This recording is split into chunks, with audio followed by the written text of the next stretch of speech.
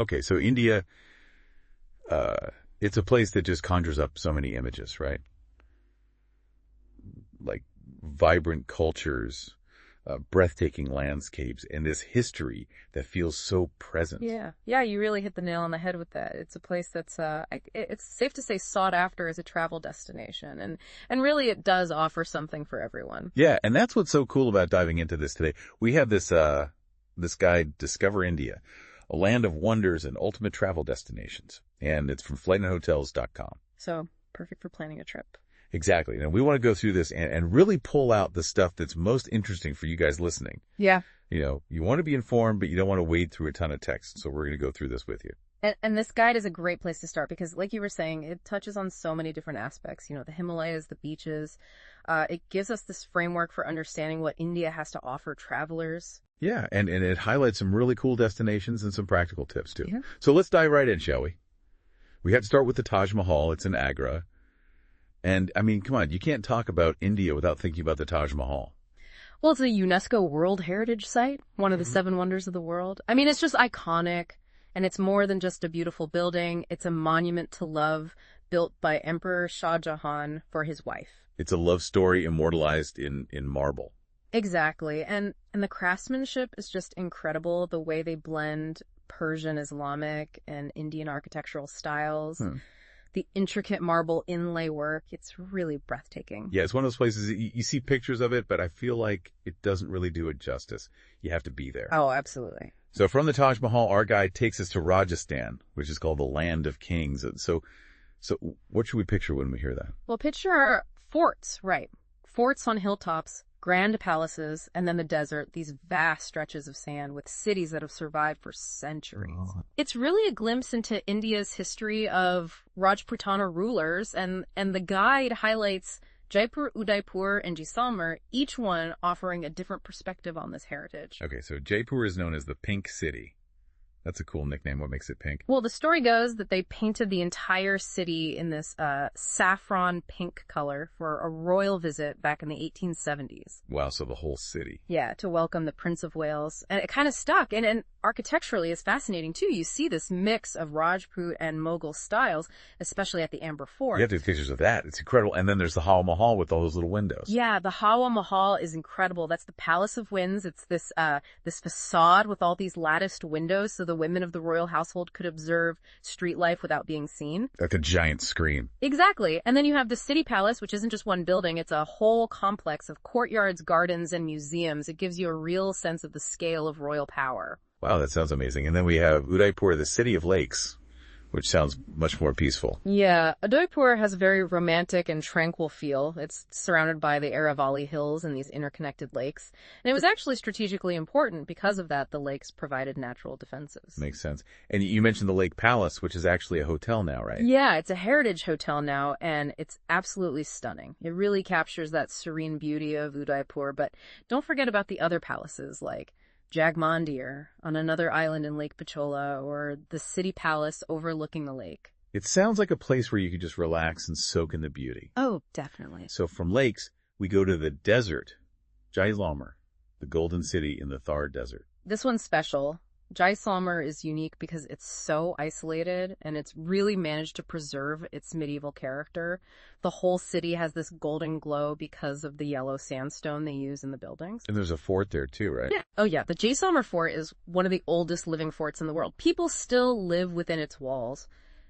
It's amazing to explore the narrow lanes, the havelis, these incredibly ornate mansions with carved facades, and it's all set against this backdrop of the desert. It's like stepping back in time. Wow.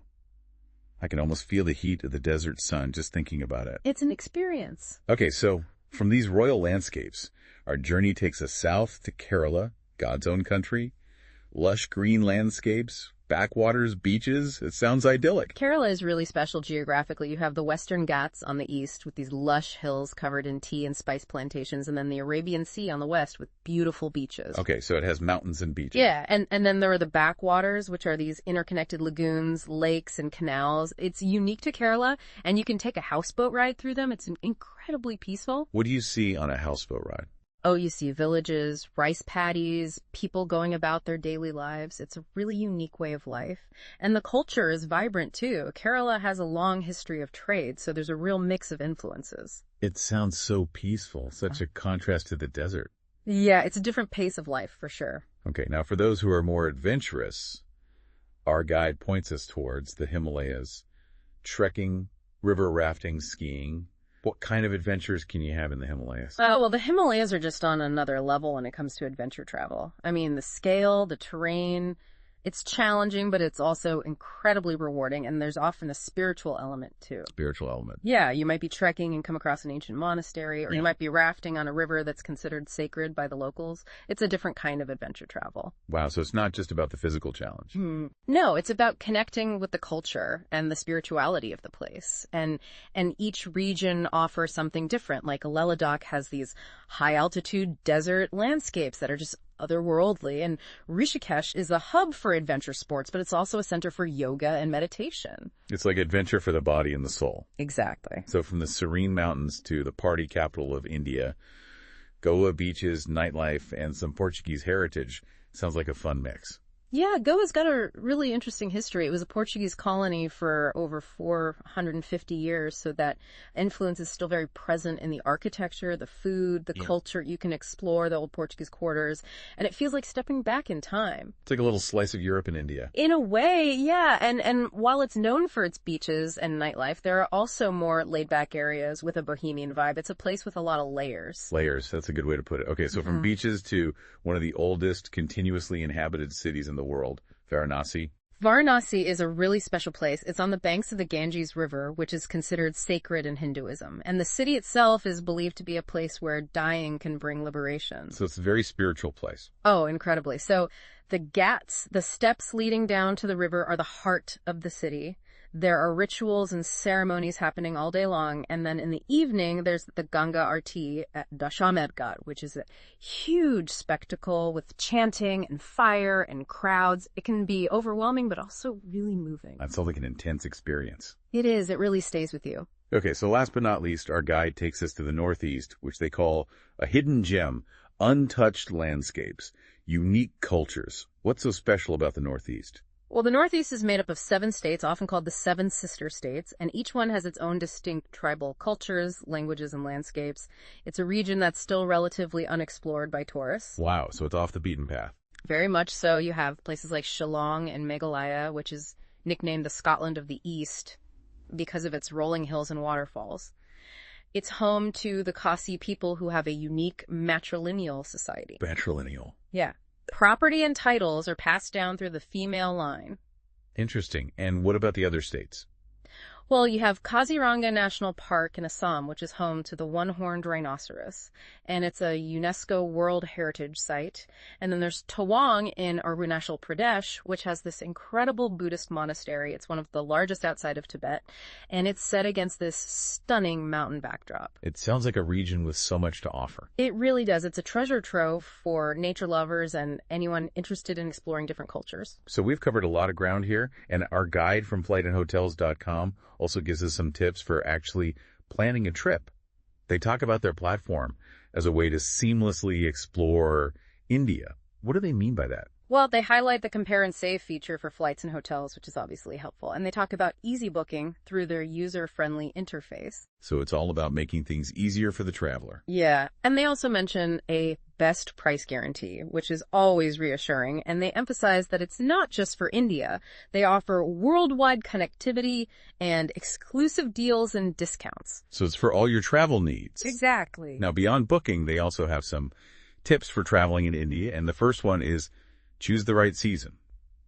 They point out that India has extreme weather. So why is choosing the right season so important? Well, India's climate varies a lot, and in the summer months, many parts of the country get incredibly hot, which can make sightseeing really unpleasant and even dangerous. And then the monsoon season brings heavy rainfall, which can disrupt travel. So it's about avoiding the extremes. Yeah, winter is generally the best time to visit most of the popular tourist destinations in northwest and central India. It's more pleasant temperature-wise. Makes sense. And another tip they highlight is stay connected.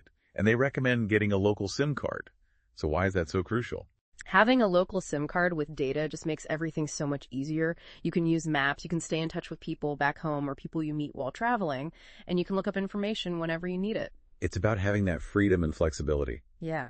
And it can be a lifesaver in unexpected situations. Okay. And another tip that seems really important is respect local customs. Yeah.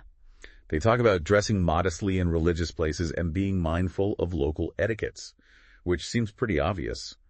But why do they emphasize this so much? Well, India is incredibly diverse culturally. Customs and traditions can vary significantly from one region to the next, and it's just a matter of respect. Being aware of these customs and trying to follow them shows respect for the local culture, and it can lead to more positive interactions. It's about being a responsible traveler. Exactly. Now, for the foodies out there, the guide encourages you to try local cuisine, but from hygienic sources, they really emphasize that what's the food scene like in India? Oh, the food is incredible. It's one of the best things about traveling in India, the flavors, the variety. The street food is legendary, but you do have to be careful about hygiene. So how do you choose where to eat? Look for places that are busy, that have a high turnover of customers. That usually means the food is fresh and they're following good hygiene practices, and asking locals for recommendations is always a good idea. Yeah, that's a good tip. And finally, they talk about use reliable transport. They recommend flights, trains, or app-based cabs. Why is that? Well, India is a vast country, and the transport system can be crowded and sometimes unreliable. So opting for more regulated and reliable options can save you a lot of hassle, and stress flights are efficient for long distances. The train network is extensive, but you need to book in advance, and app-based cabs are generally safe and convenient in cities. So it's about minimizing stress and maximizing your time. So as we wrap up this deep dive into India, it's clear that it really does live up to its reputation as a treasure trove of travel experiences. Whether you're interested in history, spirituality, adventure, or just relaxing on a beach, there's something for everyone. Yeah, and what's amazing is how each destination offers such a different perspective on India. It's not just about seeing different places, it's about experiencing different facets of Indian culture and history. And it leaves you wanting more. Definitely, it sparks that curiosity and that desire to explore further. Exactly. So I guess the question now is, what part of India calls to you after hearing all of this? What are you most curious about? What would you want to experience first? It's a tough choice. There are so many possibilities. That's the beauty of it. There's an adventure waiting for everyone in India.